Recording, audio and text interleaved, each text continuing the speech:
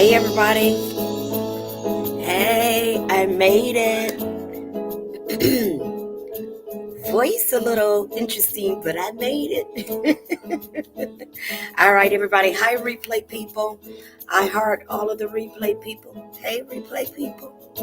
Peekaboo, I heart you. All right, we give a moment for our live people to join us. Welcome to the Midday Moment. If it's your first time joining us, I'm your host, Dr. Davina Jones. The Midday Moment is the place where we expect great things, y'all. I gave space to change the theme song, but the OG was like, no, we keeping it. So welcome to the Midday Moment as we get a chance to just embrace and come into the stillness and silence for a moment.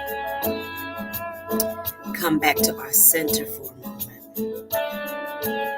to remember the truth that we are great. As a person thinketh, so is he and she and they. Remember the truth that we are fearfully and wonderfully made. Remembering the truth that we are salt and light in the earth. Even in the midst of all that's going on, there's still a plan. There's still a purpose yet unfolding. Each generation has an opportunity to exalt all that is good, to declare all that is good. And so we, as a part of this generation or this dispensation or these collected generations, 20s, 30s, 40s, 50s, and so forth, we are in the midst of our opportunity to show forth goodness, to let our light so shine before men that they will see the works of God and glorify, recognize that there is a divine presence in the earth and we are part of it. All right, I just felt that a little differently from how we normally introduce, but that's all right. Oh, it's time. Yes. It's time for the midday moment. I'm expecting great things. And I'm creating great things. I'm creating great things. That's what I'm doing. Even as we come into this season, the Lenten season, we are situating ourselves to yet create again. You don't create just one time. It's a process. It's a process. All right? In my home, in my life, I'm creating great things. All around. Yeah. I'm creating great things. Eyes may not see, but I choose to believe. The Midday Moment is designed to help you, help us tap into the divine. When you tap into the divine, you tap into your peace, your hope, your joy. Yes, your health, your harmonious relationships, and your wealth. I believe in great things. Yeah. All right, everybody. Say thank you, theme song. Thank you, theme song.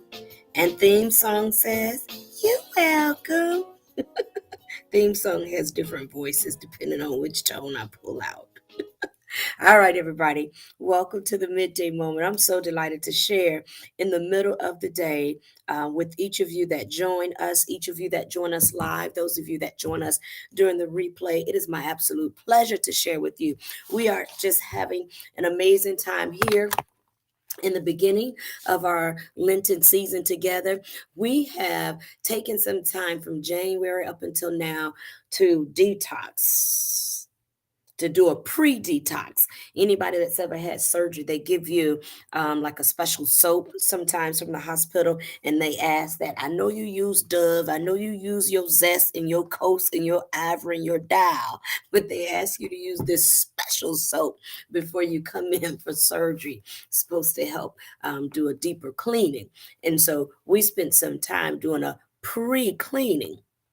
before coming into the Lenten season, before coming into this time of surgery. And don't worry, we got some anesthetics here, okay? So you don't have to go screaming and hollering, all right?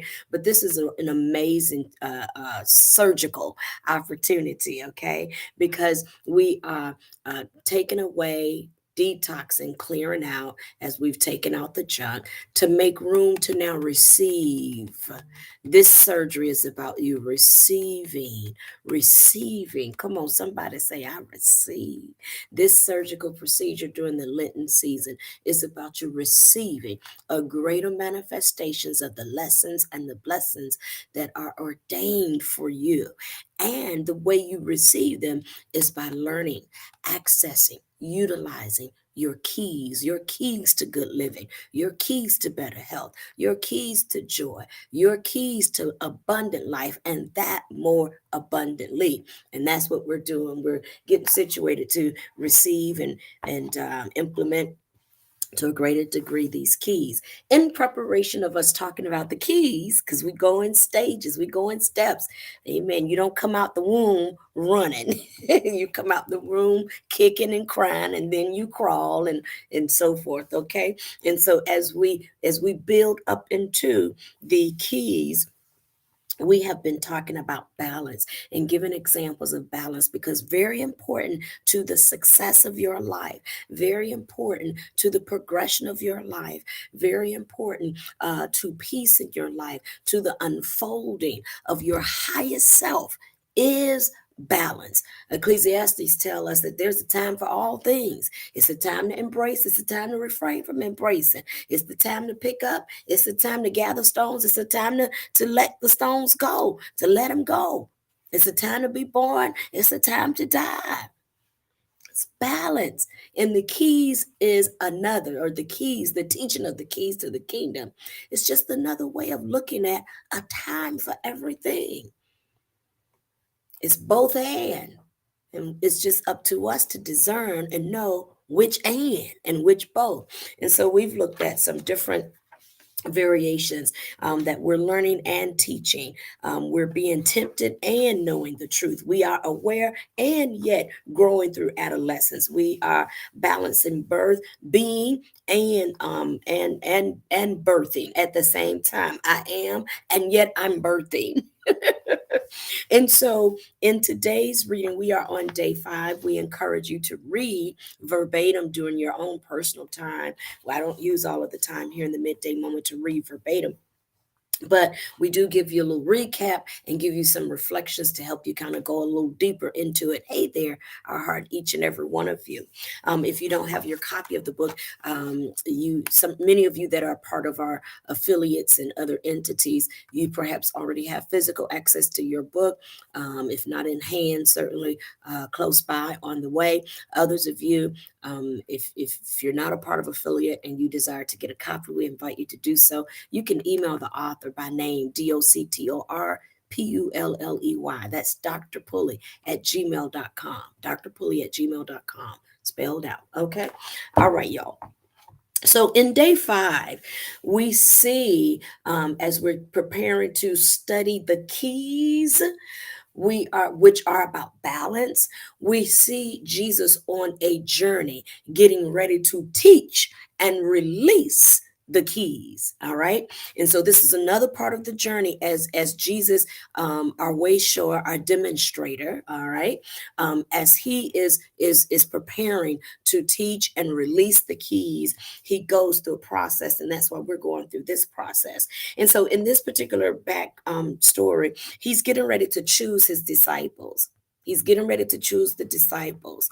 But before he's choosing the disciples, he goes away, which means he's with people and then he goes away. And so this is about the balance of when it's time to be alone and when it's time to be with others, to be or not to be. So some of you all that are Shakespeare fans, the play Hamlet, I don't remember all these plays, y'all. Okay. I just remember the phrase and I Googled where the phrase comes from. All right. All right. So, Shakespeare fans, then y'all know the backdrop to this popular quote, to be or not to be. And we're already letting you know it's both and.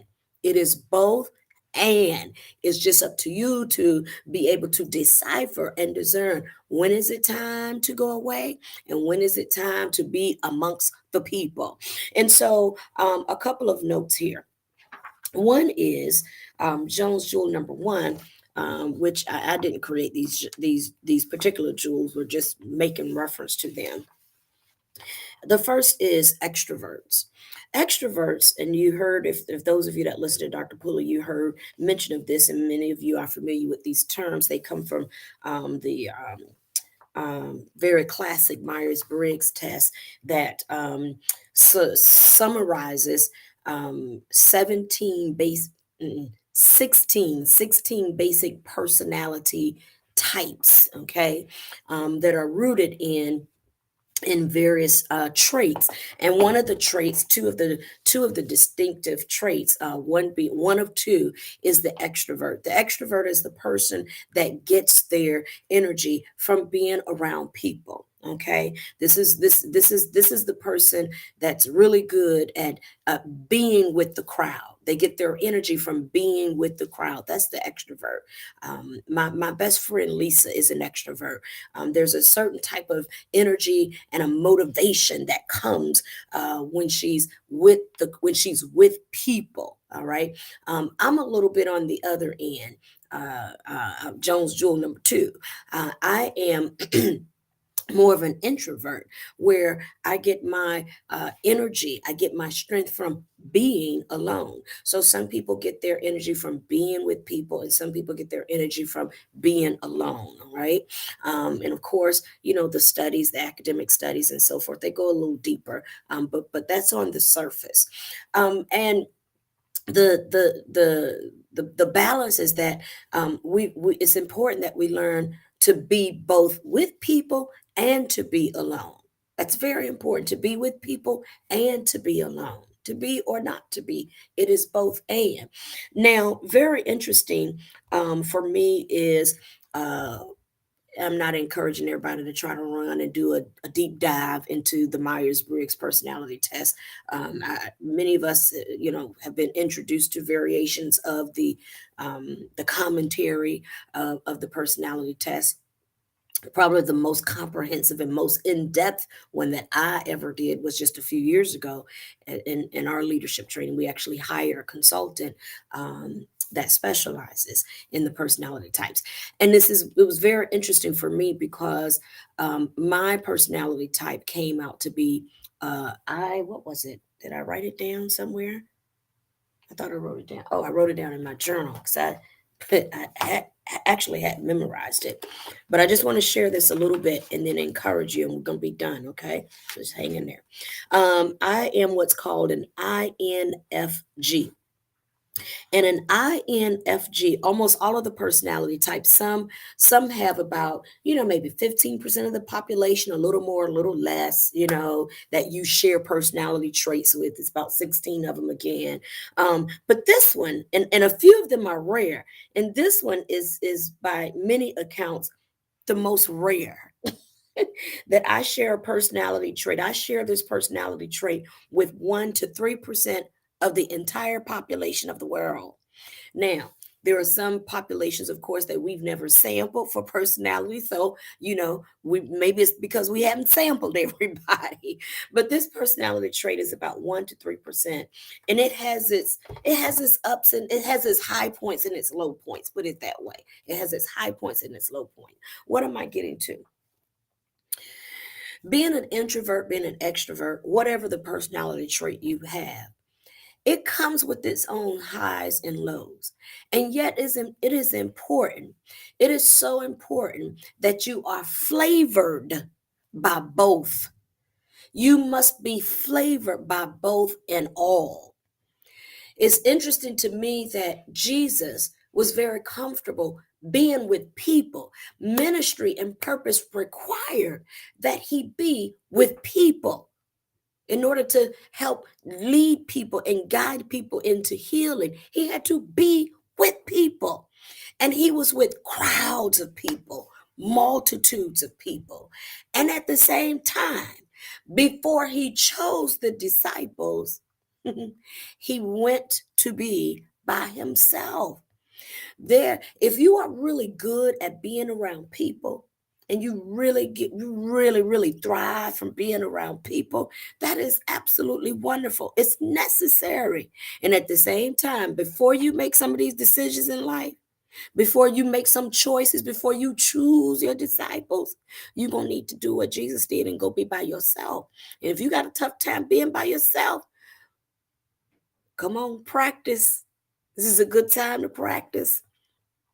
And likewise, I had a very difficult time being around people. I know y'all don't think so. This is one of the complexities of my personality type. We come off like we introverts, but we are extroverts, but we are very much so introverts. My calling, my purpose in life puts me on the stage and it puts me out in front of people. Another name for my personality trait is the advocate. And so a lot of people think I'm an extrovert, like, wow, yes, Davina, she got it. But y'all didn't see me before now. One of the things that used to happen that really helped to bless me and prepare me to be able to be with people is my best friend Lisa and my one of my former roommates, Shell. I'm gonna tell you all this, and then we're gonna get ready to go. I was such an introvert. Let me tell y'all. They planned a surprise birthday party for me many years ago when we were roommates. They planned a surprise birthday party for me. And at the time that they planned the party, days leading up to the party, I experienced illness. I experienced the flu, had a high temperature, was not feeling well at all. And I was kind of on the other end of it by the time it was the day of the party, but I was still very much so, as we say, under the weather. And I later learned that they had a private conversation where Shelley asked Lisa, how are we going to get her to this party? Not only is she just not feeling better, she don't like people. That's what Shelly that's what Shelly said. Shelly told Lisa, you know she don't like people. She does not like people. How are we going to get her to this party? That's how much of an introvert they knew me to be. That in Shelly's mind, I don't even like people. And the personality trait of the IN, whatever I am, the INFJ is extremely compassionate, very giving, often ends up in one-sided relationships because very passionate, very giving, very much so an advocate, but a deep introvert. It's a very interesting personality. It's helping me to learn about my relationships and the history of my relationships. Very complex. So Shelly said she don't like people. So how did they get me to the party? Lisa came in the room and told me, look here, I know you haven't been feeling your best, but you need to put some clothes on because we got a surprise party for you. So put your clothes on because we're going to take you to this party. You need to act surprised. Powering off. That's how they got me to the party, y'all. My God. That's how Lisa got me to the party. And I got to the party and I act really surprised. Just like I act like I'm an extrovert. But Lisa ministered to me greatly. As much of an introvert as I say that I am, I still need people. And to the point where when I would do my research papers and I'd be up late at night, and I was, as much as I desire to be alone, do you know I had intense anxiety to be alone and complete my research papers? I mean, I had intense anxiety. And I begged Lisa, I say, Lisa, will you please go to sleep in the living room? Because that's where the computer was on the little part. Will you please sleep in the living room while I stay up tonight and do this paper? And this is what helped me to come out so that I can do ministry.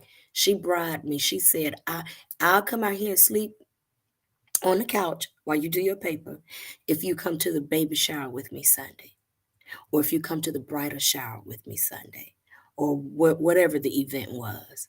And I agreed. Let me tell you, Lisa helped me to do both, and it requires both. As much as I was an introvert, there I was panicking in my alone time. Some people panic in their alone time. And so, you need support. And some people panic in crowds. You need support. And so in conclusion, I encourage you today to embrace Both and. You may have a preference. You may have a strong preference, but don't get it twisted. Do not get it twisted. We need both and. There are times when it is important that you are with people. Mental health crisis has been on a rise through this pandemic because people have been detached. We need each other. Don't you think for a minute that you are a solo and always a solo. There are choirs and solo. We need all of it. All right. And then there are people that are in the crowd, but you got to remember to always come back to yourself. Go to the mountain. Sit with yourself before you choose your disciples. All right, y'all. I love y'all. To be or not to be, it is both and. We need each other, and we need to be both alone and we need to be with people. All right. Y'all take care and have a great and wonderful day. All right. Special heart to Lisa because, honey, she helped me. It might not be no midday moment without Lisa. I'm going to tell her I talked about it today. All right, everybody, take care. Have a blessed and wonderful day. Tomorrow at 12:30, keynotes. On Fridays, I practice balance. So on Fridays, I step away. On Friday, Saturday, and Sunday, I step away.